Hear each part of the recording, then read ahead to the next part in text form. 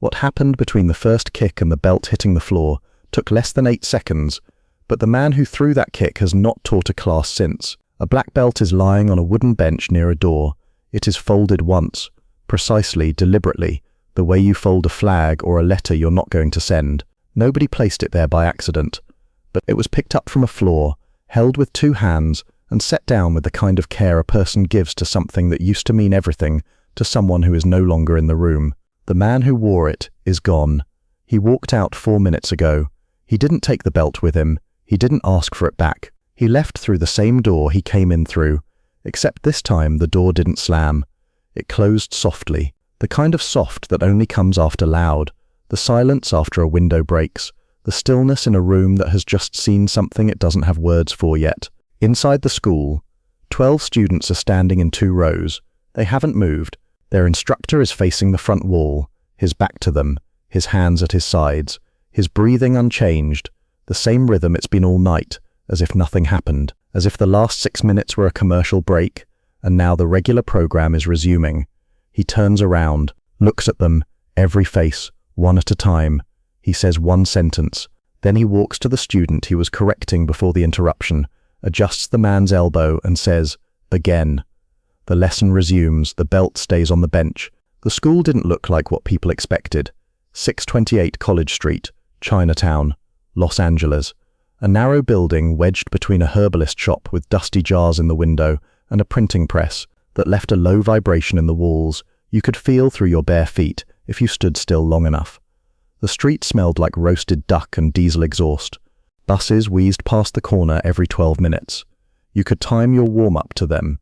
The sign outside was small, black letters on wood, the kind of sign a man puts up when he believes the work inside will do the talking. Inside, one room, a wooden floor scuffed and marked by 1,000 pivots.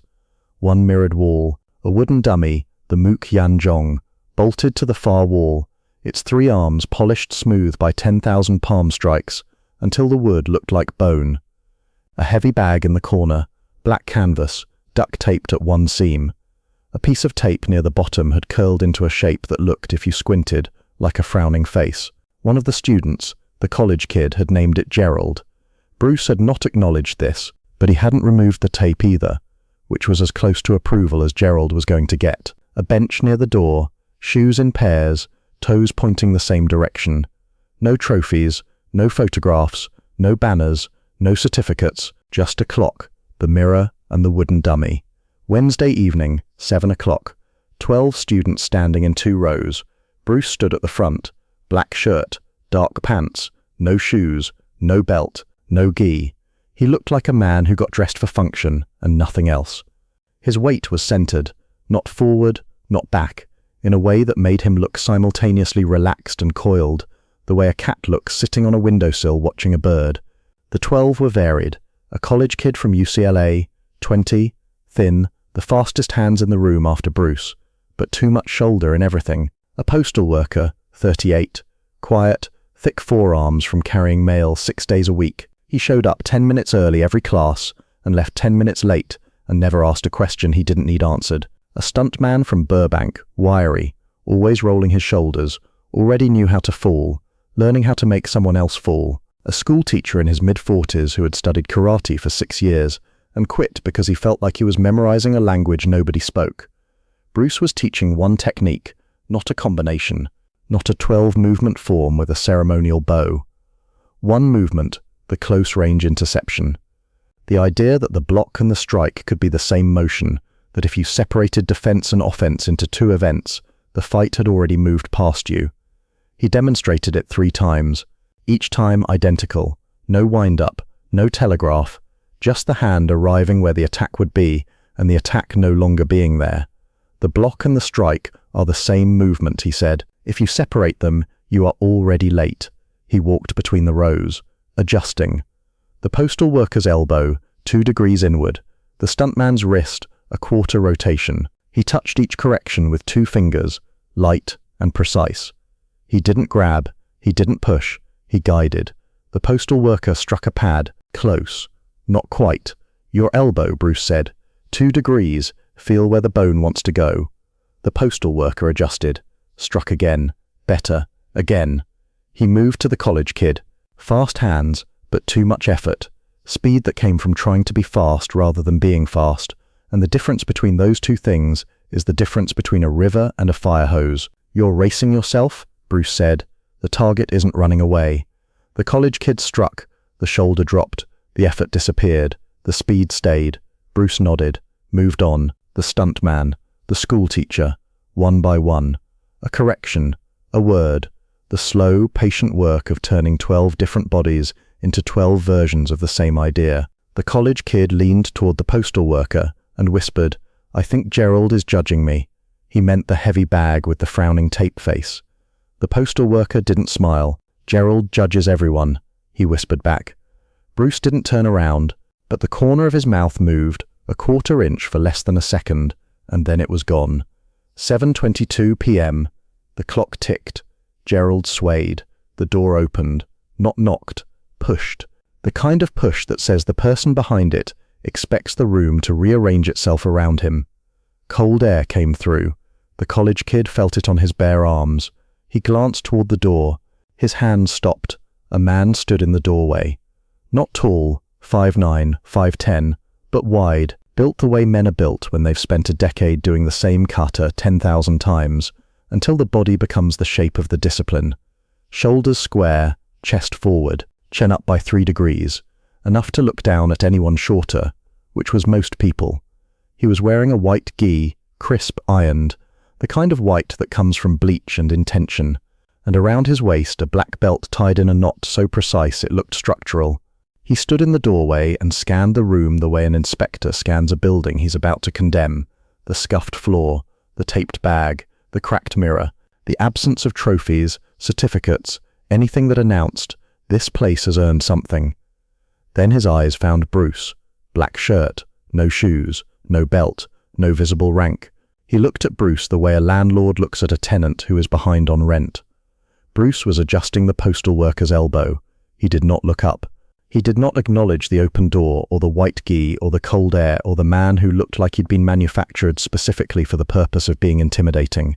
"Again," he said to the postal worker. The postal worker struck the pad. Bruce moved to the next student. The champion waited. 10 seconds, 20, 30, a full minute standing in the entrance of someone else's school, in a white gi and a black belt, being treated like a coat rack. His jaw shifted, a lateral grinding motion, left to right. His hands moved to his belt. He touched it the way a man touches a badge, a small, unconscious confirmation that the authority was still there.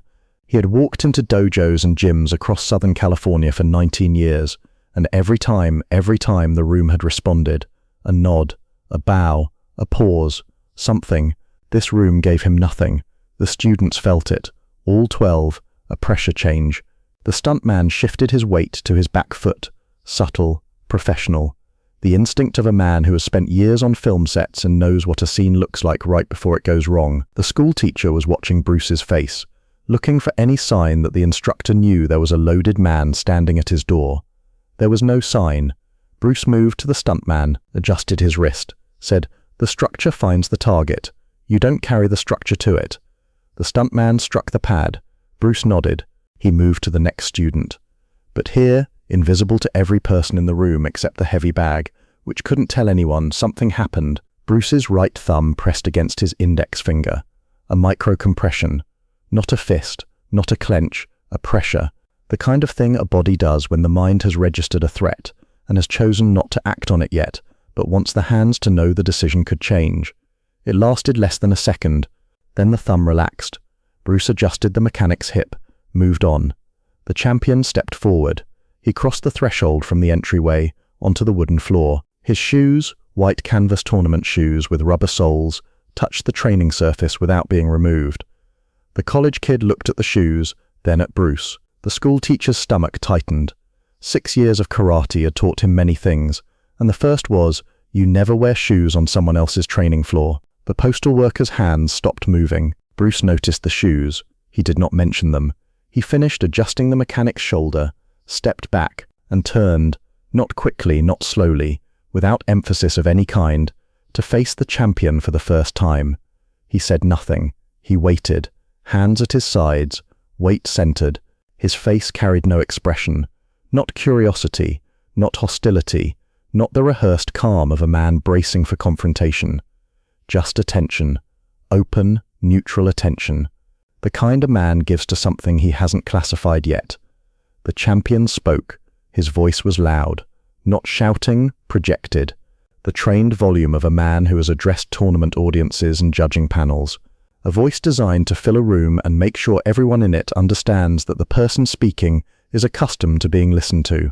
I came here because I heard a man in Chinatown is telling students that karate doesn't work. Silence. Bruce didn't move. I've been studying karate for 19 years, 3rd degree black belt, 11 tournament wins. I didn't come here to learn. He paused, not for effect, because the next sentence was the one he'd driven across town to deliver, and he wanted all 12 students to carry it. I came here to ask you a question. Bruce waited. The champion's chin lifted. His chest expanded. His hands left his belt and opened at his sides. Fingers spread, the universal posture of a man about to say something he can't take back. Is Kung Fu a martial art, or is it a dance? The room stopped. The college kid's breath caught. The stuntman's foot froze. The postal worker's hands, which had been unconsciously mimicking the interception drill, went still. The schoolteacher closed his eyes. 12 men on a wooden floor, and every one of them understood that the sentence just spoken was not a question. It was a match. Struck and held to the curtain. The clock ticked. Gerald swayed. The wooden dummy stood with its 3 arms open. Smooth, warm, patient. Bruce looked at the champion. Not at the belt. Not at the gi. Not at the shoes on his floor. At the eyes. He read them the way he read everything, in layers. The first layer was arrogance, bright and polished. The second was conviction, the bedrock of a man who has given 19 years to a system and cannot afford to see it questioned. The third layer, buried, almost invisible, was fear, not of Bruce, not of a fight, fear of irrelevance, the quiet terror of a man who has spent 2 decades climbing a ladder and is beginning to suspect the ladder is leaning against the wrong wall. Bruce saw all 3 in less than 2 seconds. Then something strange happened. His posture didn't change, his hands didn't move, his face stayed neutral, but the room felt it, a shift in temperature, a drop in pressure, the way a room feels before lightning finds the ground. The college kid would describe it later as the moment the air became a solid. The postal worker would never describe it at all. He would just say, quietly, years afterward, "I knew it was over before it started." Bruce said 2 words, "Show me." Not a threat, not a challenge, an invitation, spoken with the calm of a man who is genuinely curious, or who wants you to believe he's genuinely curious, which is more dangerous. The champion heard "show me," and his body lit up. This was what he came for.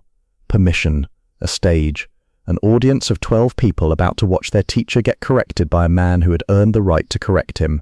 He stepped back, untied his shoes, removed them, placed them at the edge of the floor. Now he respected the floor, not out of courtesy, but because he was about to fight on it, and a fighter respects the ground he plans to win on. He retied his belt, pulled it tight, adjusted his gear, assumed a fighting stance. Left foot forward, weight on the back leg, hands high, textbook karate, perfect form. 19 years of perfect form. Bruce didn't assume a stance. He stood with his hands at his sides, feet shoulder width, weight centered, no guard, no posture, no signal. He looked like a man waiting for a bus. Gerald swayed in the corner, the clock ticked. 12 men held their breath, and the champion threw the first kick. The kick was beautiful. That's the thing nobody mentions afterward. They talk about what happened to the kick, and what happened after the kick, and the sound the man's back made when it hit the wooden floor. But nobody talks about the kick itself, and the kick deserves a sentence before it dies, because it was, in its own right, a work of art. A roundhouse. Right leg, aimed at the ribs. Aimed at the rib, the champion's hip rotated fully. His supporting foot pivoted on the ball. His knee came through first, the way it's supposed to, the way he'd been taught, the way he'd practiced on heavy bags and wooden boards and sparring partners who were not fast enough to get out of its way. The leg accelerated through the arc with the accumulated power of 19 years of repetition. Textbook, flawless, the kind of kick that wins tournaments because judges score what they can see, and what they could see was perfect technique. The kick arrived at the exact spot where Bruce Lee's ribs had been. Bruce Lee's ribs were no longer there. Second one. He moved forward, not sideways, not backward, forward, into the kick, closing the distance between himself and the champion in a single step that turned geometry inside out. A roundhouse kick needs range. It needs the target to be at the end of the arc, at the point where the shin carries maximum velocity. By stepping inside the arc, Bruce made the kick pass behind his back. The champion's shin cut through empty air. His body was now open, chest exposed, weight committed to the rotation, balance distributed across a pivot foot that was designed for follow-through, not recovery. He was, for one full second, a man who had thrown everything he had at a target that had simply declined to be there. Second two. The champion's rotation carried him a quarter turn past Bruce. His back was almost facing his opponent. His eyes lost contact. In a tournament, this is a reset. The referee steps in, the fighters return to their marks, the score is adjusted. This was not a tournament. There was no referee. There were no marks. There was only a wooden floor and 12 men holding their breath, and a man in a black shirt who was now standing inside the champion's guard, like a guest who had been invited into a house the owner didn't know was unlocked. Second three. Bruce's right hand made contact. Not a punch, a palm strike. The heel of his palm driven forward from a distance of less than 6 inches. No wind-up, no chamber, no loading of the shoulder, nothing that would register on a camera as preparation. The hand simply arrived, center of the chest, the sternum, the flat bone that protects the heart, and when struck correctly, sends a shockwave through the rib cage that the body interprets as a full system emergency. The champion's feet left the floor, not by much, an inch, maybe less, but an inch off a wooden floor is the difference between a man who is standing and a man who is falling, and the champion was now falling. His eyes went wide, not from pain, not yet. The pain would come in approximately 1.5 seconds, but from the particular disbelief of a man whose body has just moved in a direction his brain didn't authorize. The college kid would later describe the sound as a drum hit with a wet towel. The stuntman would describe it as a car door shutting from the inside. The postal worker would not describe it at all. He would just go quiet when someone asked, the way people go quiet when they're remembering something that changed the shape of a room they were standing in. Second four.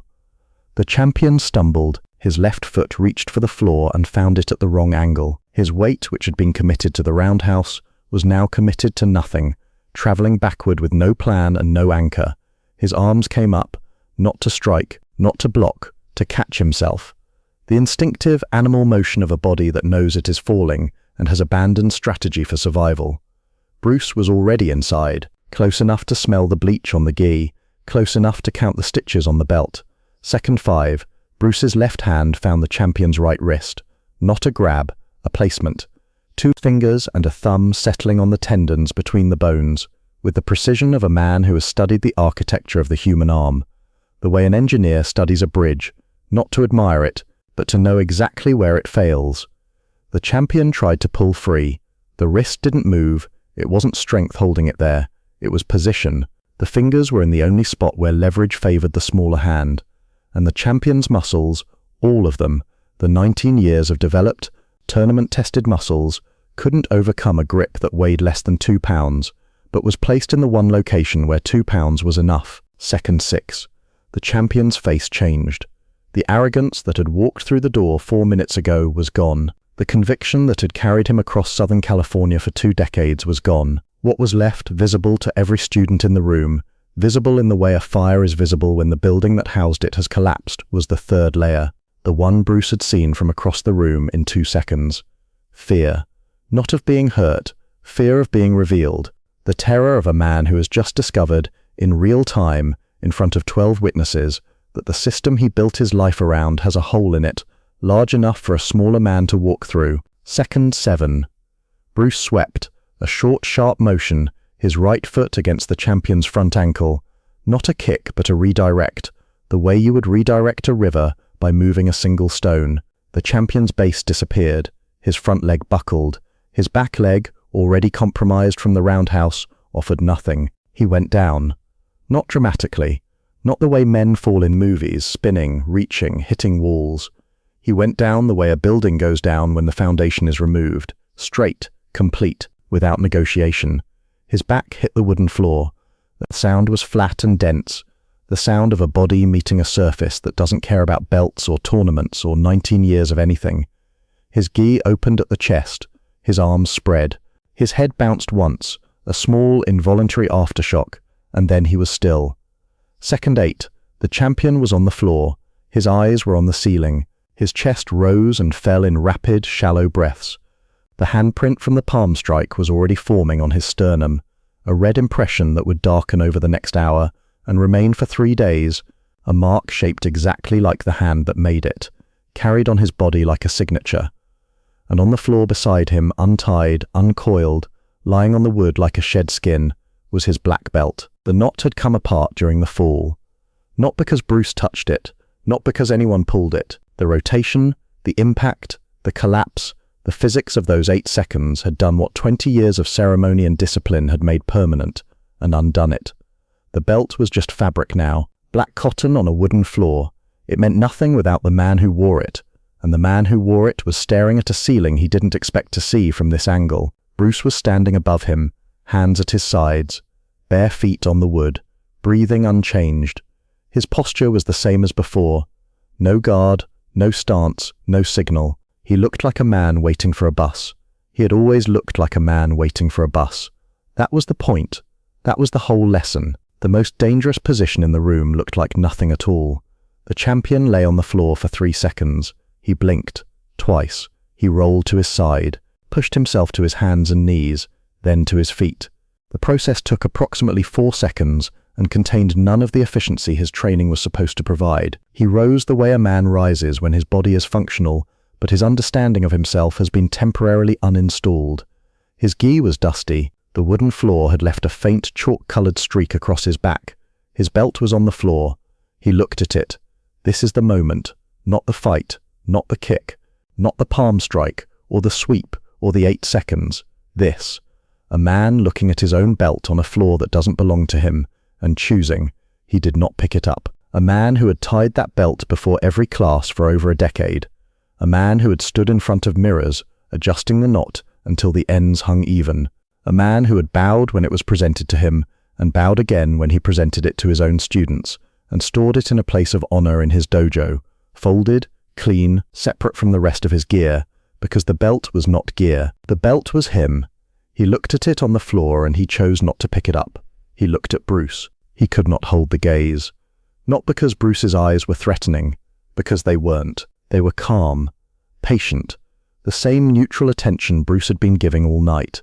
And somehow that was worse. Anger would have been easier. Contempt would have been familiar.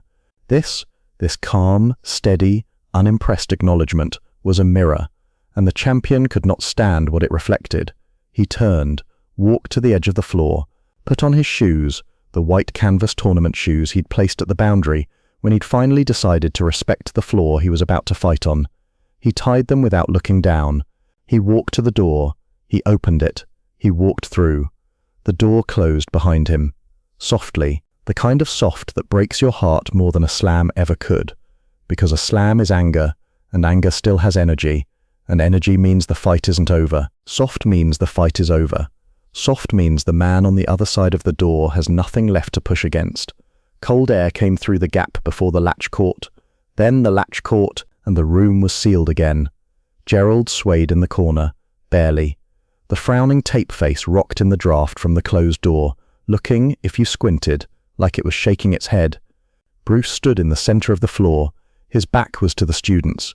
They could see his shoulders, his arms, the black shirt, the bare feet. They could not see his face. He looked down at the belt, then he walked to it, bent at the waist, picked it up with both hands, one at each end, and held it for a moment. The fabric was heavier than it looked, dense, the kind of weight that accumulates over years of sweat and ceremony and the slow, invisible transfer of identity from a man into an object. He held it the way you hold something that used to be sacred to someone else, with respect for what it was, if not for what it was supposed to prove. He folded it once, lengthwise, precisely, the two ends aligned. He walked to the bench near the door. He placed the belt down next to the champion's shoes, the ones the champion had forgotten, or the ones the champion had chosen to leave. And the difference between those two things was a question Bruce would not answer tonight. He placed the belt on the bench the way he placed everything, with care, with finality, with the quiet authority of a man who is closing a chapter and putting it on a shelf. He stood there for one breath, looking at the folded belt.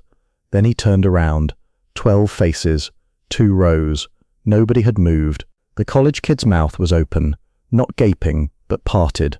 The way a mouth looks when the brain behind it is running calculations it doesn't have enough data to complete. The stuntman was standing perfectly still, his professional body locked in the posture of a man who has witnessed something worth studying for the rest of his career. The mechanic was gripping his own wrist again. That unconscious self-soothing gesture he'd used earlier now returned with reinforcements. The schoolteacher, the one who had quit karate, the one who had spent 6 years memorizing a language nobody spoke, had tears in his eyes. Not because someone got hurt, because someone just confirmed in 8 seconds the thing he had suspected for 6 years and couldn't prove, and had stopped trying to prove until he walked into this room on College Street and met a man who didn't believe in belts. The postal worker was the only one who looked unchanged.